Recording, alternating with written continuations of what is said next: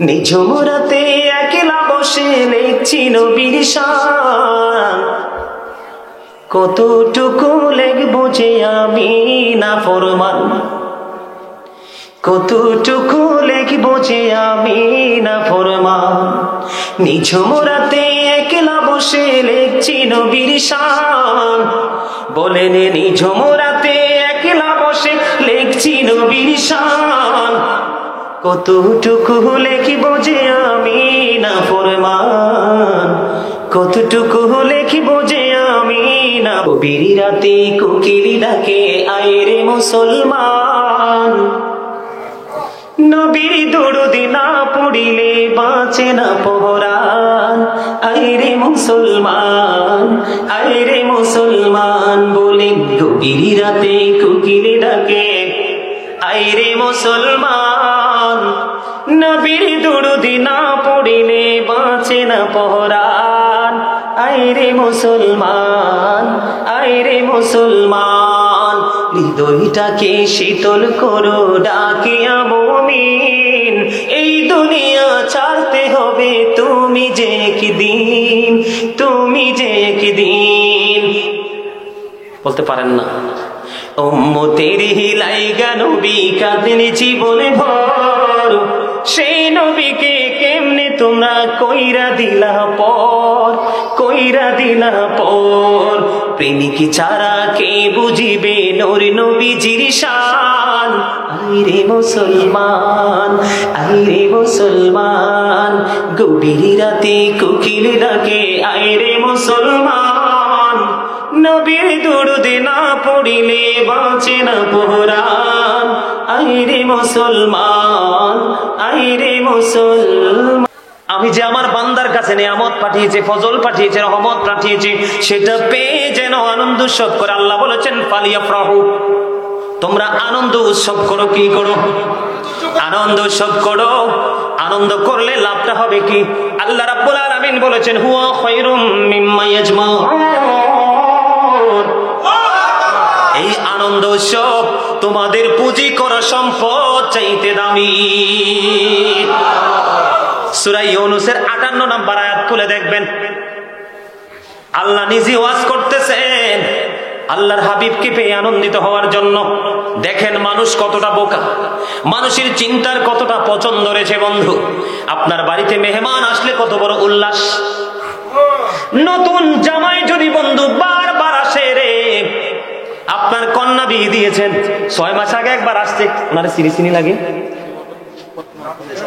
Commissioner আরে নিয়ে chair দেন, সম্মানিত মানুষ নিচে বসে রাখছেন, চেয়ার না না না চেয়ার দেন, ওনাকে চেয়ার দেন। আমি ওইখানে একটু চেহারাটা দেখছিলাম, বারবারের জন্য চেহারার দিকে তাকাচ্ছি আমি। সম্মানী মানুষ সম্মান করতে পারেন না। আমার কথা কি আপনারা বুঝতেছেন? ওয়াজ করতে আনন্দ করতে কে বলছে? আপনার মেয়ে জামাইটা 6 মাস আগে আসেন আমার কাছে বসেন, আমি খুশি হব। এই পাশে বসেন চেয়ারে, এদিক দিয়ে চেয়ারটা দাও। মিয়া তোমরা দামি মানুষে একেবারে নিচে বসায় রাখছে, বসেন। আমার কথাটা আপনারা একটু মন দিয়ে শোনেন। 6 মাস আগে মেয়ের জামাই আসছে, কোনো অনেক বেশি আনন্দ, বাজারের কোনো কমতি নাই। 6 মাস পরে আবার মেয়ের জামাই আসতেছে, ওনাকে তুমি কি করেছো? আবার তুমি খুশির বন্যা বয়ে যাচ্ছে, আয়োজনের শেষ নাই। তারা কি বলেন? ওই সময় কোন দলিল তুমি খুঁজো না। তোমার পুত্র সন্তান হয়েছে, তোমার কন্যা সন্তান হয়েছে, প্রতি বছর তুমি জন্মদিন উপলক্ষে শত শত মানুষ খাওয়াও। একবারও কি কোনো ইমাম সাহেবকে প্রশ্ন করেছো জন্মদিন পালন করা এটা বৈধ না অবৈধ? সেটার জন্য তুমি কোনো দলিল খুঁজো না। তোমার জীবনে কত আনন্দ কোন মুহূর্ত আসে, তুমি উল্লাস করো, সেটার জন্য কোনো দলিল খুঁজো না। যেই নবী না আসলে তুমি হইতা না, যেই নবী না আসলে এত সুন্দর পৃথিবী তোমাকে উন্মুক্ত করে দিয়েছে, পৃথিবী তুমি বিচরণ করতে পারতা না। সেই নবীর আগমনে আল্লাহ বলেছেন ফালিয়াফরাহু, আনন্দ উৎসব করো। সেই নবীর আগমনে আনন্দ করতে তুমি দলিল খোঁজো, তাহলে বুঝবো আমি কি তুমি নবী সম্পর্কে কিছুই জানো না। ঠিক না বেঠি? আর জোরে আল্লাহ বলেছেন আমি তোমাদের জন্য পাঠিয়ে দিলাম সিরাজাম মুনীরা। আল্লাহ বলেছেন উজ্জ্বল প্রদীপ আমি তোমাদের জন্য পাঠিয়ে দিলাম, নূরাম মুবিন। সুস্পষ্ট আলো আমি তোমাদের জন্য পাঠিয়ে দিলাম। আল্লাহ সে আলো পেয়ে কি করব? আল্লাহ বলেছেন ফালিয়াফরাহু, তোমরা আনন্দ উৎসব করো। করলে লাভটা হবে কি? আল্লাহ বলেছেন হুয়া খায়রুম মিম্মা ইয়াজমাউন, এটা তোমার ধন দৌলত, টাকা পয়সা, বাড়ি গাড়ি, সোনা গয়না এবং মা বাবার কাছে সবচেয়ে প্রিয় সম্পদ হলো তার সন্তান। সন্তান চাইতেও দামি হলো তুমি তোমার নবীর আগমনে খুশি হয়ে মিলাদ পড়া।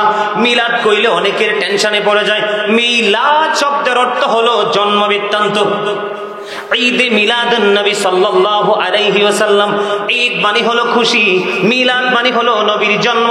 আমরা নবীর জন্মতে আগমনে খুশি হই, এটার নামই হলো মিলাদ। ঈদ মানে হলো খুশি, ঈদ মানে হলো আনন্দ, ঈদ মানে হলো ফিরে আসা, ঈদ মানে হলো প্রত্যাবর্তন করা। এটার মধ্যে বিন্দু পরিমাণ কোনো সন্দেহ নেই। বন্ধু, আলালা ঈমান ঈমান লা মুহাব্বাতালা, নবীর প্রেম নাই তো ঈমান নাই। যদি আপনি মিলাদুন নবী কইরেন না, আমি আপনাকে কিছু বলবো না, কিন্তু আপনি যদি আমি মিলাদুন নবী করতে গেলে আপনি যদি আমাকে নিয়ে কুরুচিপূর্ণ মন্তব্য করেন, তাহলেই কিন্তু আপনি ধ্বংসস্তূপে পরিণত হবে। ঠিক কিনা বলেন? কারণ যারা মিলাদ পড়ে না, আমরা তাদেরকে জীবনেও কিছু বলি না, বলি জীবনও বলি না। যখন তারা ওপেনলি মিলাদের বিরোধিতা করে, তখনই আমরা 2-4 লাইন কথা বলতে বাধ্য হই, নিজের বানানো নয়, কোরআন এবং হাদিস থেকে। ঠিক কিনা বলে? এবার আসেন, আমি আপনাদেরকে মজার একটা খবর শোনাবো। বলে হুজুর, আল্লামা জালালউদ্দিন সুয়ুতী রহমাতুল্লাহি আলাইহি, তিনি ওনার রচিত কিতাবের মধ্যে তিনি উল্লেখ করেছে, আমার নবী মক্কা থেকে যখন মদিনায় হিজরত করেছেন, তখন তিনি বকরি জবাই করে মিলাদুন নবী পালন করেছে। তিনি গরিব দুঃখী অসহায় মানুষগুলোকে খাইয়ে দিয়েছে। এখন আসেন বন্ধুরে, আমার হাদিস শরীফের মধ্যে এসেছে, আমার নবী যখন সোমবারে রোজা রাখতে শুরু করলো, আমার নবীকে প্রশ্ন করলেন, ইয়া রাসূলুল্লাহ, আপনি সোমবারে কেন রোজা রাখেন? আমার নবী বলেছে, এই সোমবারে আমার বিলাদত হয়েছে, তার মানে আমার আগমন হয়েছে। এই সোমবারে আমার কাছে আল্লাহর পক্ষ থেকে ওহী নাজিল হয়েছে। এটা কি নবী খুশি হয়ে রোজা রাখছে না বেজার হয়ে? দেখবেন আরেক পক্ষকে যখন প্রশ্ন করবেন, সে আপনাকে উল্টা জবাব দিবে যে রোজা যদি হয় তাহলে নামাজ কই? আল্লাহ তো নামাজের কথা যদি কইতো তাহলে নামাজ আমরা পড়তাম। ঠিক কিনা বলে? আল্লাহ বলছে আনন্দিত হইতে। কি হইতে? আমার দেখা জানাশোনা অনেকে কমিশনার সাহেব, অনেকে গরিব মানুষকে দান করছে। আমি নবীর আগমনে খুশি হয়ে তোমাকে দান করলাম। অনেকে যেমন কবে আমরা গত কয়দিন আগে প্রোগ্রাম করলাম যে কোথায়, চট্টগ্রাম, সেকেন্ড প্রোগ্রাম 2 তারিখে, আজকে কত 4 তারিখ, 2 তারিখে প্রোগ্রাম করেছি কর্ণফুলী নদীর ওপারে কলেজ বাজার। আপনাদেরকে আমি কেমন করে বুঝাইব? আমি যাইয়া দেখি বন্ধু, তিনি একলা মাহফিলটা করাইছে কে? ওয়ানলি ওয়ান, একজন পার্সন। আমি যখন ওনার রুমের মধ্যে ঢুকতেছি, দেখলাম মানুষ গণনা করে গণনা করে আমি শেষ করতে পারবো না। বন্ধু, এত মানুষ দলে দলে বিশাল একটা প্যান্ডেল করলো, টেবিল করলো, মনে হয় যেন কোনো বিয়ের বৌভাতের অনুষ্ঠান। দলে দলে মানুষ বাড়িতে খাচ্ছে, প্যান্ডেলে আসছে। প্রধান বক্তা ছিলাম আমি। ওনাকে প্রশ্ন করলাম, নাম হলো ফুরকান। আমি বললাম, ফুরকান ভাই, মাহফিল করেন ভালো কথা, এত বুঝের আয়োজন কেন? কই হুজুর, আমার আল্লাহ বলেছে আনন্দিত হইতাম, আমার নবীকে পাইয়া খুশি হইতাম। আমি উপরে করেছি স্টেজ, আলেমরা এসে নবীর প্রশংসা করবেন, আল্লাহর গুণগান গাইবেন। আর এই পারে করেছি আমি ভোজের আয়োজন। দূর দূরান্ত থেকে এসে মানুষগুলো তৃপ্তির সাথে খেয়ে প্যান্ডেলে গিয়ে আরাম করে বসে বসে আলোচনা শুনবে। এটা আমার হৃদয়ের খুশি থেকে করেছি। জোরে জোরে বলেন না সুবহানাল্লাহ। বন্ধুরে আমার, এমনি করে করে যার যার জায়গা থেকে বন্ধু, সেই যার যার স্ব জায়গা থেকে সে করেছে। আল্লাহ বলেছে বন্ধু আনন্দিত হওয়ার কথা। আমি অনলাইনে দেখলাম একজনকে প্রশ্ন করলো, নাম বলবো না, বিপদ হয়ে যাবে বন্ধু, ঈদে মিলাদুন নবী আসেনি? উনি উত্তর দিল, ঈদ যদি থাকে তাহলে নামাজ কই? আওয়াজ দিয়ে কন্যা নাউজুবিল্লাহ। আপনার কি ডরান নাউজুবিল্লাহ কইতে? আচ্ছা বলেন, আমাকে যদি আপনারা প্রশ্ন করেন, আমি কি আপনাদেরকে পাল্টা প্রশ্ন করতে পারি? ইসলামের আইনে সাধারণ মানুষকে প্রশ্ন করার কোনো বিধান নেই। দেখেন সাধারণ সরল মনা মানুষকে কিভাবে বোকা বানায়, কি করে বোকা বানায়। কয় যদি ঈদ হয় তাহলে নামাজ কই? আরে ভাই আল্লাহ তো নামাজের কথা কইলে আমরা নামাজও পড়তাম, আর তুমি পড়ো না খুশি হয়ে নামাজ। এমনও মানুষ আছে দেশে, সে 50 রাকাত 100 রাকাত নামাজ পর্যন্ত নবীর আগমনে খুশি হয়ে পড়ছে। ঢাকা থেকে এক ভদ্রলোক, চিন নাই জানা নাই, হঠাৎ করে ফোন দিল, রিসিভ করলাম। রিসিভ করার পরে অনেক গল্পই আছে, এর মধ্যে এটা সবচেয়ে মজার জায়গা আর কি। তুমি ফোন দিল, কয় হুজুর আপনার বিকাশ নাম্বার দেন। আমি বললাম কেন? কয় হুজুর আমি আপনাকে কিছু হাদিয়া দিব। তখন আমি বললাম যেই নাম্বারে কথা বলতেছেন এটাই বিকাশ নাম্বার। তো আমি বললাম কেন আমাকে হাদিয়া দিবেন? আপনাকে আমি দেখিনি, জানিনি, শুনিনি, কেন হাদিয়া দিবেন? এবার ওই ভদ্রলোক ডেকে ডেকে বলছি, হুজুর আমি শুনেছি অসংখ্য আলেমরা ওয়াজ করেছে, আল্লাহ বলেছেন আমার নবীর আগমনে খুশি হইতে, আমার মনে চেয়েছে নবীর আগমনে খুশি হয়ে আমি কিছু দান করব, খুশি হয়ে কিছু হাদিয়া দিব হুজুর। এর মধ্যে আমার সবচেয়ে বেশি ভালোবাসা, সবচেয়ে বেশি হৃদয় রাজ্যটা যে দখল করেছে, সে দখল করা মানুষ হলো গাজী সুলাইমান আল কাদরি। আমি আপনাকে আগে হাদিয়া দিব। সঙ্গে সঙ্গে কিছুক্ষণের মধ্যে হাদিয়া পাঠিয়ে দিলেন। তিনি নবীর আগমনে খুশি হয়েছেন, আর তো কিছুই না। বন্ধু, যারা মিলাদুন নবীর বিরোধিতা করবে তাদেরকে আপনারা কি করবেন জানেন? ঝগড়া করবেন না, কারণ মুমিন ঝগড়া করে না, মারামারি করে না, কাটাকাটি করে না, কারণ এই ঝগড়ায় মানুষের মধ্যে গোলযোগ সৃষ্টি করে।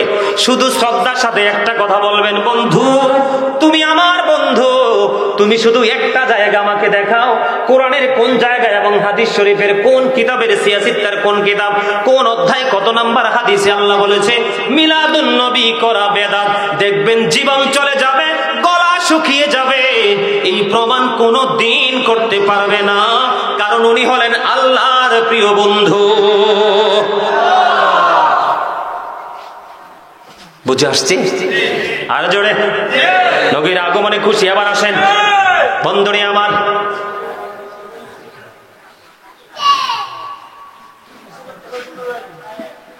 আমি আপনাদেরকে বলি বন্ধু, 600 হিজরির শেষের দিকে আরবানের বাদশাহ মালিক মুজাফফর তিনি নবীর আগমনে খুশি হইয়া জুলুস পূর্ণভাবে তিনি ঈদ মিলাদুন নবী পালন করেছেন। সুবহানাল্লাহ বলেন না? আবুল খাত্তাব ওমর ইবনে দহিয়া নামক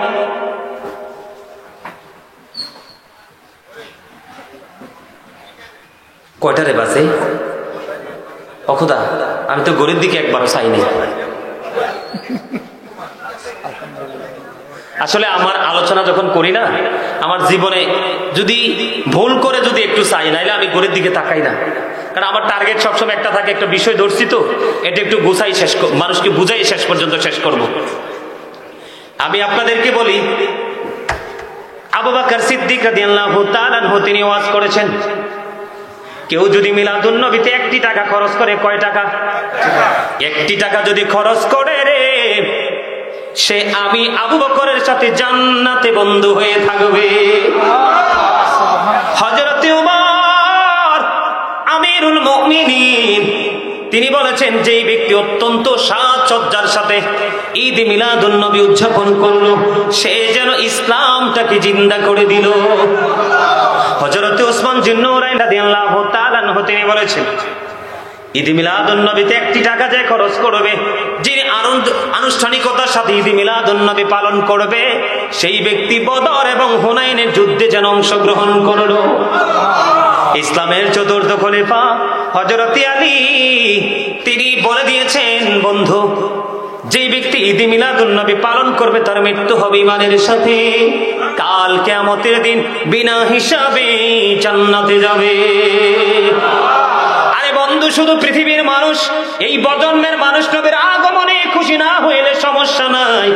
আপনাদেরকে মজার খবর আমি বন্ধু জানিয়ে দিতে চাই, আমার নবী, আপনারা আপনাদের জীবনে এমন কোন গল্প শুনছেননি যে বড় ছেলের ঘরে নাতি হইছে? কি হইছে? নাতি হইছে। নাতি হওয়ার পরে তার দাদা অথবা বড় বাবা আপন স্বজন কবর থেকে উঠাই সাঁতারে দেখছে। কিন্তু নবীর আগমনে খুশি হয়ে বন্ধু মা হাওয়া জান্নাত ছেড়ে আমেনার ঘরে। ঈসা নবীর মা মরিয়ম বন্ধু জান্নাত ছেড়ে মা আমেনার ঘরে। হযরত ইসমাঈল আলাইহিস সালামের মা হাজেরা জান্নাত থেকে মা আমেনার ঘরে। আমি নবী, আমার নবী, আপনার নবী আসার আগে আগে মা আমেনার ঘরে এসে হাজির। হযরতে ফাতেমা বিন সুলাইমান রাদিয়াল্লাহু তাআলা থেকে বর্ণিত, তিনি বলেছেন, আমার নবীর আগমনের সময় যখন নিকটবর্তী হলো, আমি দেখতে পেয়েছি প্র্যাকটিক্যালি আকাশের তারাগুলো জমিনের এত বেশি নিকটবর্তী হয়েছিল, আমার কাছে মনে হয়েছিল সবগুলো তারা আমার উপরে এসে পড়বে। তারাগুলো খুশি হয়ে জমিনের এত কাছাকাছি চলে এসেছে। বন্ধু, এটা যেমন তেমন নবী নয়। তুমি নবী নিয়ে মন্তব্য করার আগে একটু চিন্তা করে করতে হবে। বন্ধু, রাসূলের ফুফু সুফিয়া রাদিয়াল্লাহু তাআলা আনহা তিনি বলেছেন, তিনি বলে দিয়েছেন, আমার নবী যখন পৃথিবীর বুকে কদম দিল, মা আমেনার উদর থেকে ছেলে হলো না মেয়ে হলো দেখার জন্য গেলাম। যাওয়ার আগে আগে নজর দিয়ে চেয়ে দেখলাম নূরের একটা চাদর নবীজির চেস্ট মোবারক থেকে নিচের অংশটা ঢেকে দিয়েছে। পৃথিবীর কেউ নবীর লজ্জাস্থান দেখে না। জোরে জোরে বলেন না সুবহানাল্লাহ। এই পৃথিবীর মানুষ বন্ধু আসার পরে খতনা করায়, আপনার আমার নবী খতনা করা অবস্থায় পৃথিবীতে এসেছে।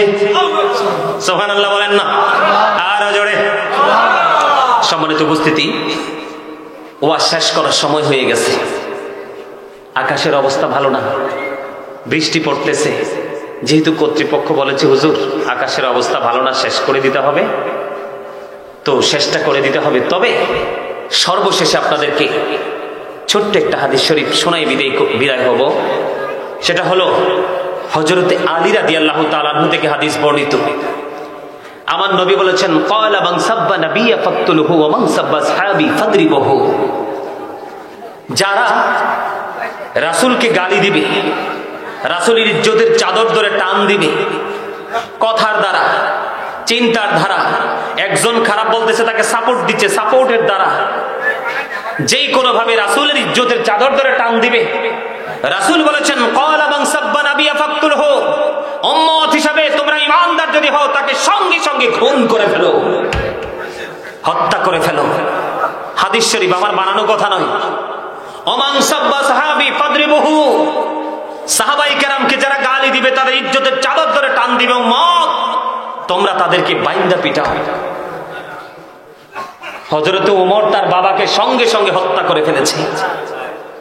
ইসলামের ইতিহাস খুঁজে দেখেন, ভালো করে কোরআন হাদিস ঘাটাঘাটি করে দেখেন।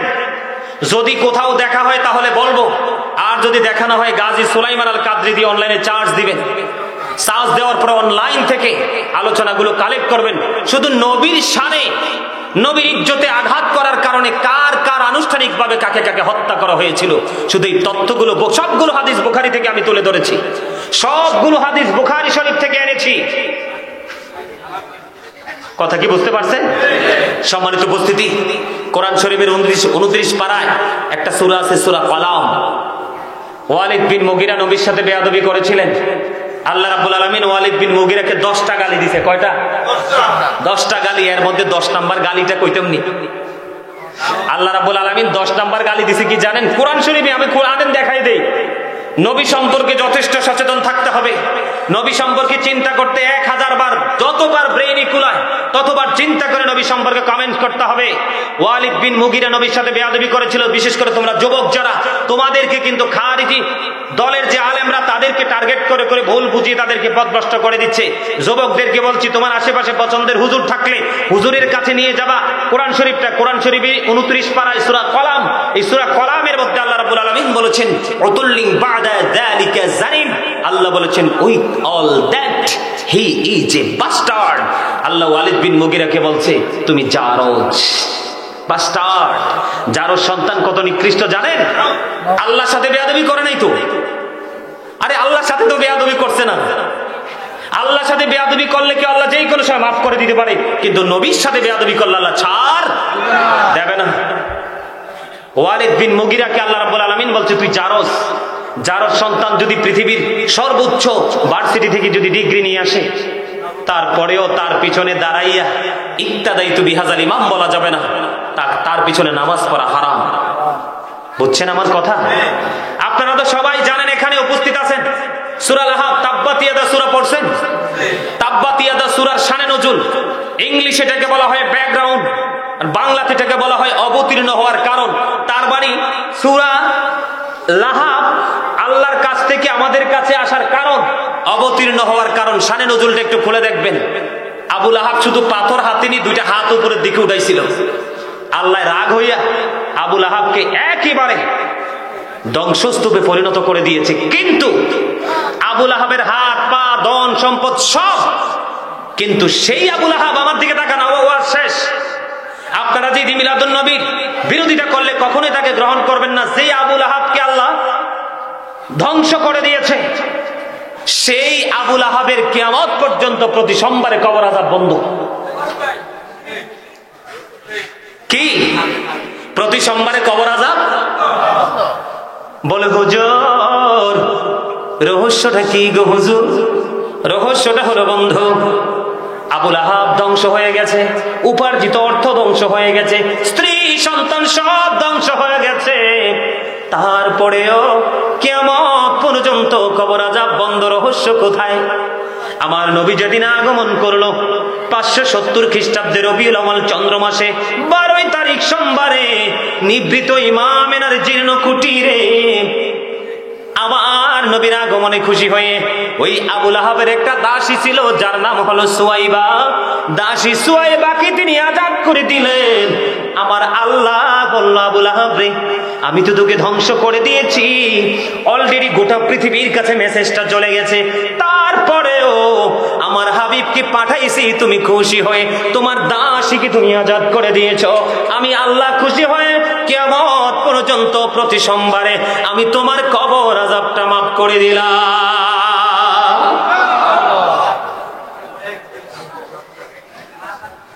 তারপরে ঈদ মিলাদুন নবী নিয়ে কোনো সন্দেহ থাকবে? আরো জোরগান থাকবে? এই জন্য আমি একটা গজল লিখছি একেবারে স্টুডেন্ট লাইফে, সম্ভবত আমি তখন ক্লাস 8-এ পড়ি। আমি একটা গজল লিখেছিলাম রাসূলকে নিয়ে, একটু শোনাই তারপরে শেষ করব। গভীর রাতে কোকিল ডাকে আয় রে মুসলমান, নবীর দরুদ না পড়িলে বাঁচে না পরাণ।